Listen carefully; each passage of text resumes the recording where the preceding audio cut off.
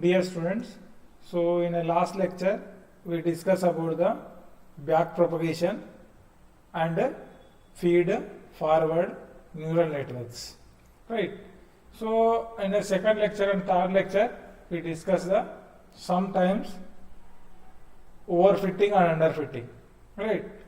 So related to the overfitting and underfitting, what is a good fit? Those things we are going to discuss about in detail manner in today lecture. Before going to discuss actual content, we discuss the outline of today presentation. That is what is actually good fit. So we sometimes we discuss about overfitting and underfitting. What is the actual good fit? So we will discuss about what is a underfitting, what is a overfitting, right? So how to address the overfitting problem with the help of regularization techniques. So what is a dropout? So these things we are going to discuss about in a today lecture, right? So first one we will discuss what is a good fit. What is a good fit actually? So what is a good fit? So that means that the model is able to find the underlying pattern and the training data. So it will generalize the well in unseen data.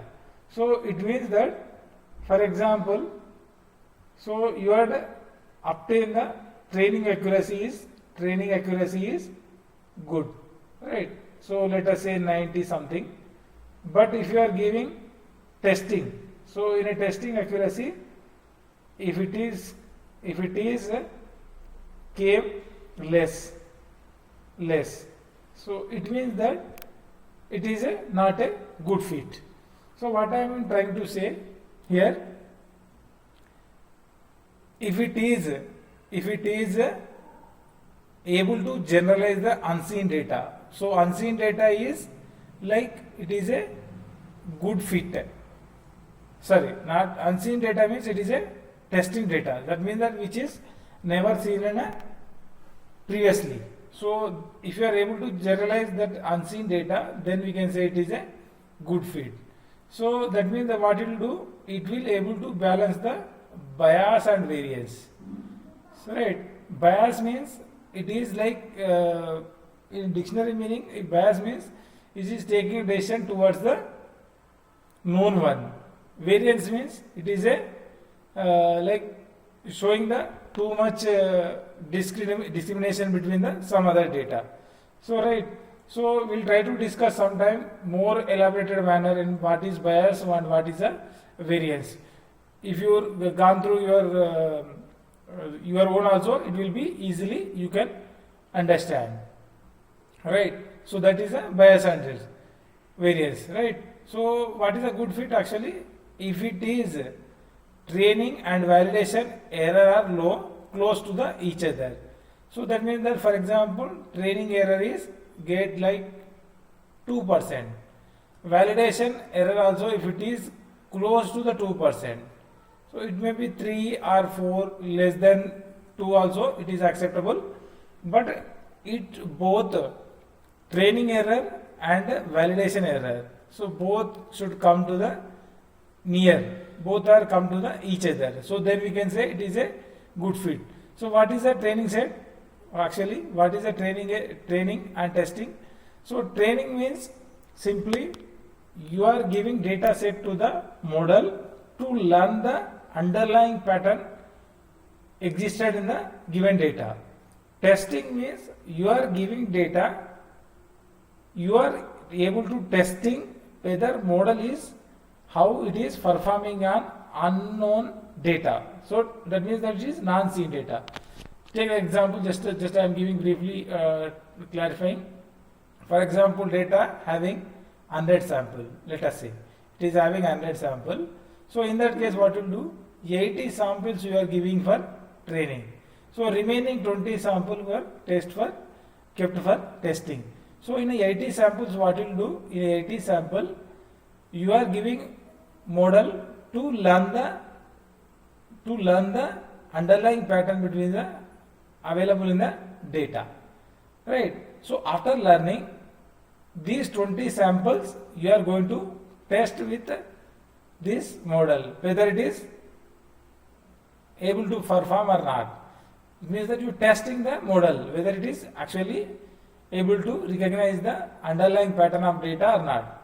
So that is the major difference between the training and testing, right? So next, what is underfitting? So underfitting means the model fail to capture the underlying pattern and the training data. So training data, in a training data, the model is not able to capture the underlying patterns, right? So that is a underfitting, we can see. So what are the symptoms? High training error. Training error will be more. So high validation and testing error. Poor performance on unseen data. So this way, if it is this kind of things are observed in your model performance, then we can say it is a underfitting, right? So what are the causes? Because of it may be the model may be simple. So if model may simple means if it is model having very less number of layers or less number of neurons for the data, right? For example, depends on the data what is there, the model should be choose such a way that it will fit for data. So in that case, what data is taken, that if model is too simple, so this is the one of the cause for underfitting. Insufficient training data. Model is chosen good, but data samples are very less. So model is chosen insufficient data and sometimes insufficient training time. So it means that if model is required some amount of time, but unfortunately you are not giving the enough time to model to understand. So in that cases, the model also not able to learn the underlying patterns of the data. So in that cases, the model also going to the underfit. So that is one of the cause. Third cause is feature is not representative. So it will extract some of the features from the data. That features it is not able to represent properly. So due to these, there are many causes, but due to these three major causes, the model may be underfit, right? So these are the some symptoms causing for this one. So due to these causes, the model will be getting underfitting, right? So now we will see the overfitting problem. So what is the overfitting? Underfitting we seen, right? So in underfitting we seen like due to some causes it is getting underfitting, right? So what is the overfitting? So when the model is memorized, it is the overfitting. That means that model learn on the training data too well, failing to generalize on new data. So that means that when a training is happening, it is giving accuracy of 90% or something, it is good. But testing side, it is giving very low accuracy. So in that cases, we call it as it is a overfitting, right? So what are the symptoms? Very low training error, right? Significantly higher validation or test error. So high validation and testing error will come. Large gap between the training and validation performance. If you take the training error and validation error, there will be huge gap. So that means that if training error is having 10%, testing error is 80%. So those kind of situations we call it as it is a overfitting. So these are the some symptoms causing the overfitting, right? So what are the causes? As like we discussed in the underfitting, what are the causes? Model may be too complex, right? Insufficient training data. Training is too long. So that means the model is too complex. It may having very complicated network architecture like many layers, many neurons as is required, but it is available more. So this is the one of the cause for overfitting. Next one is insufficient training data, right? So data is not at all sufficient, right? For example, you are giving a very limited sample. So in the limited samples, the model is not able to understand the underlying pattern, right? So this is the one of the cause for overfitting. Training is too long. So if you have trained the model is too much time, then it is a one of the problem, right? So you might understand till now what is the overfitting, underfitting, what are the symptoms, what is the causes. So now we see visualizing the overfitting and underfitting. So actually how the overfitting and underfitting comes into the picture, right? So now we will take the underfitting. So underfitting means, so what are the actual things is need to be come like this, right? But unfortunately it is coming like this. It is not able to fit the properly line. So overfitting you take. So overfitting is simple. For example, if you take the line like this, right? Underfitting, for example, underfitting just I will read. Value supposed to come here, but it came here. This is the underfitting. Overfitting means value supposed to come here, but it is came here. So this is the overfitting and underfitting difference, right? So for example, if it is line is come like this, so value supposed to come here, but actual value is came like this. So if it is very less error is there. So in that case we can say it is a good fit. So that is here is there.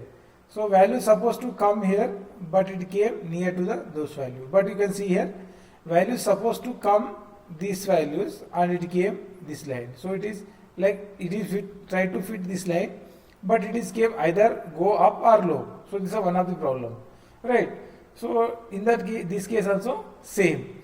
So underfitting means high bias. It means that model make the strong assumption, misses the complexity. So what it will do underfitting means model will understand that this may be the one of the answer, but it will miss the actual logic. So that is cause also high bias, right? Overfitting means high variance. Model is too sensitive to training data, does not generalize. So these are the major causes and symptoms of the overfitting and underfitting, right? So now we will see how we are able to combat the overfitting and underfitting problems, right? So how combat with the overfitting? If overfitting problem is came, then how we are able to solve that one?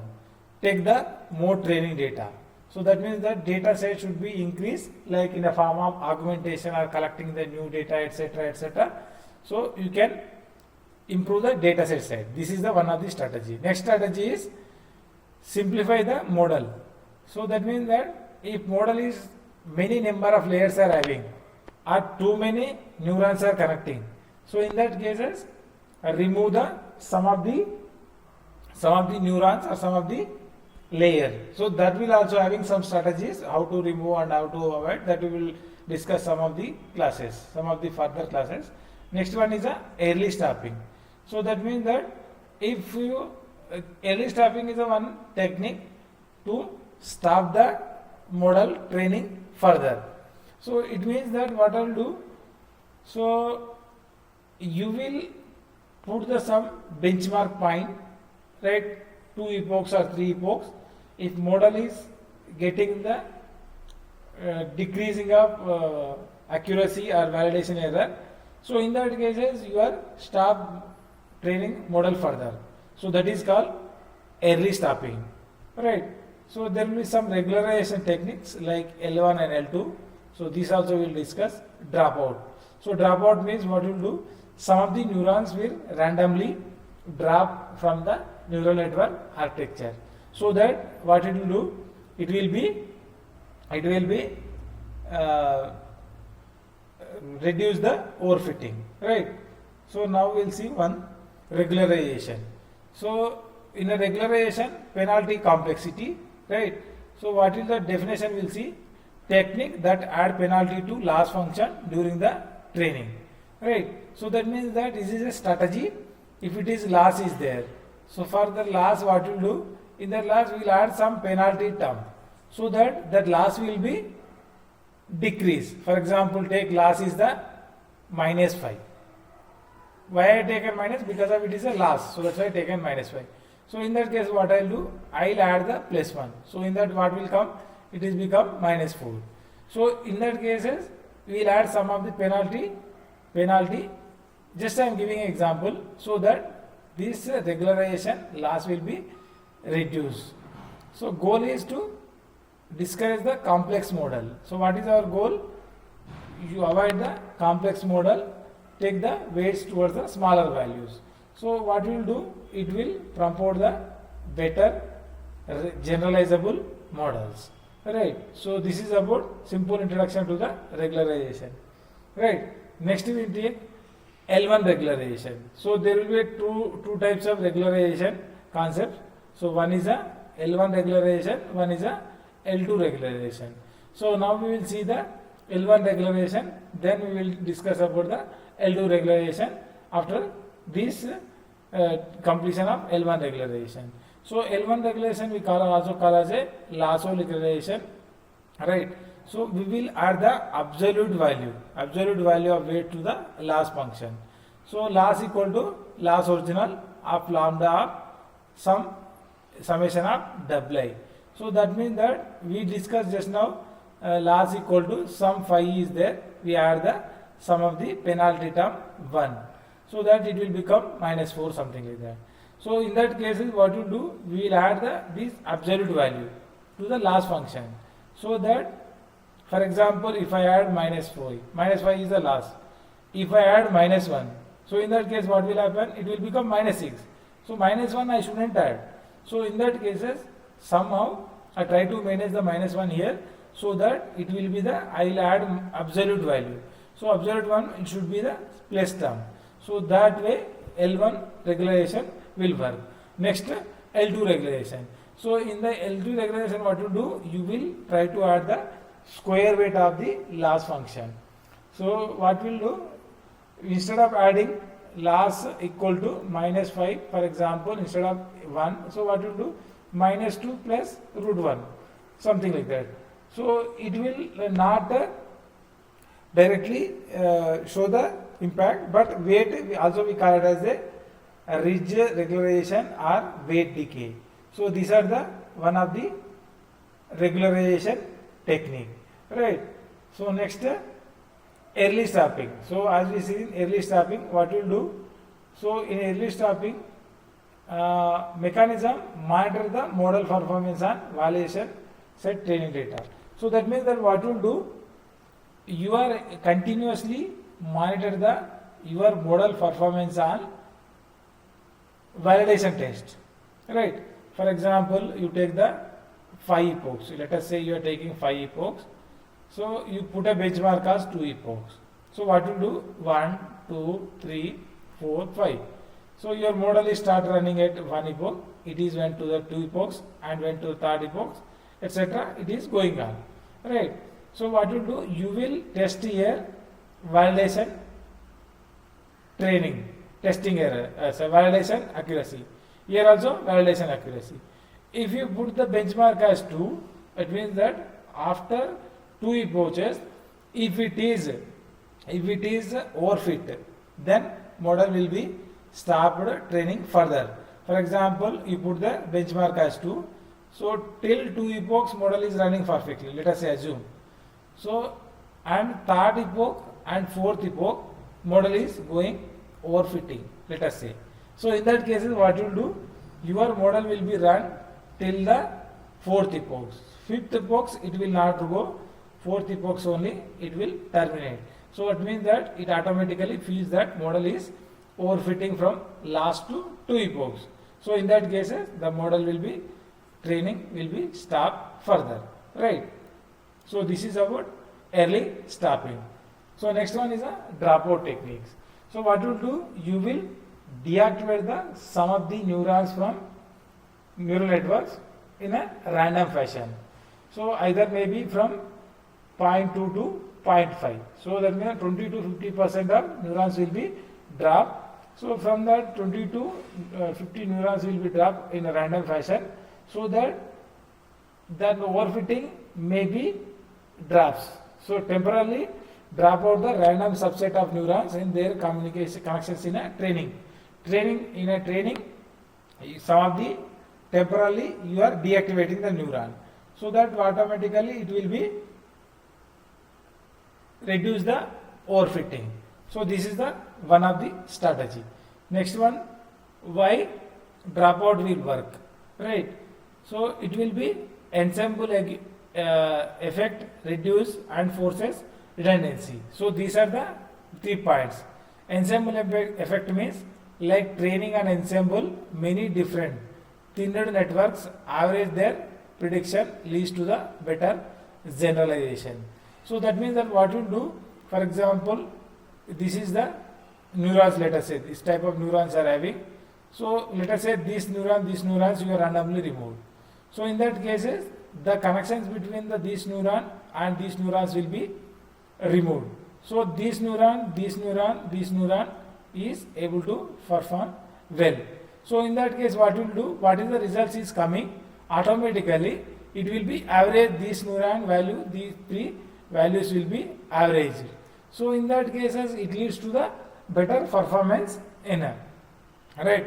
So reduce the code option, prevent the neuron from the becoming very overly reliant specific other neurons. So it will reduce the relay on, so that it will be the